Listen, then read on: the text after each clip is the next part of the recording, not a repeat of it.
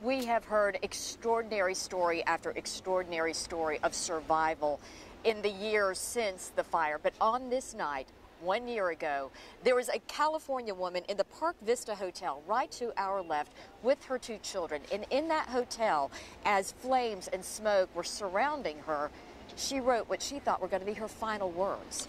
WBIR 10 News reporter Jim Matheny shows us how they went from that final farewell to a new beginning. This is our first time back staying in the mountains. This time it was different driving up this windy small road. Before, you never thought about, can I quickly escape from this area?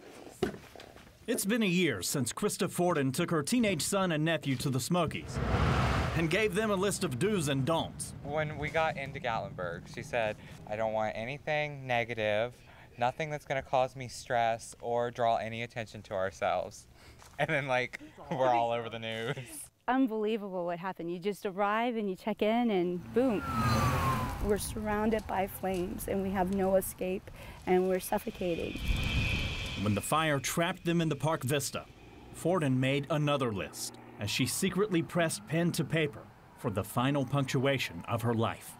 The kids don't know I did this, but I wrote down my son's name, his age, and the state he's from, my nephew, my name, and that I was the mother that say we love you and we are cuddling, calm, and at peace.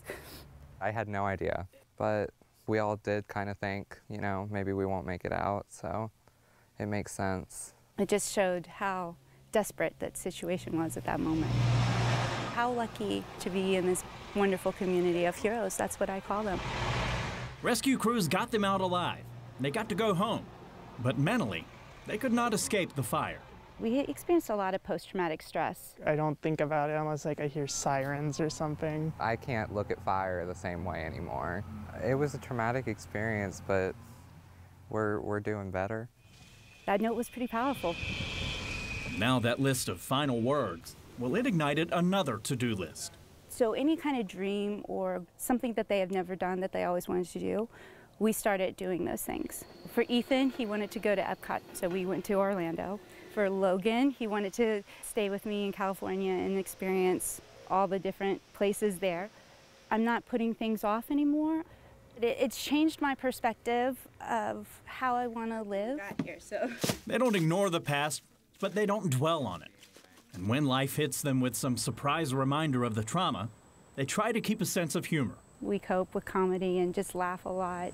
It was a mistake to go to the hibachi grill. Oh, that was... Did we? And all of us, everybody at the table was like, too soon, too soon. As they laugh, live, and check off new adventures.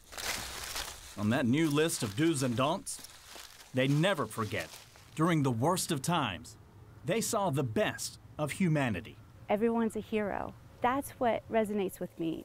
Everyone comes together. People that I didn't even know. You become human first and none of the other stuff matters. That we need each other. We need each other. In Sevier County, Jim Matheny, WBIR 10 News.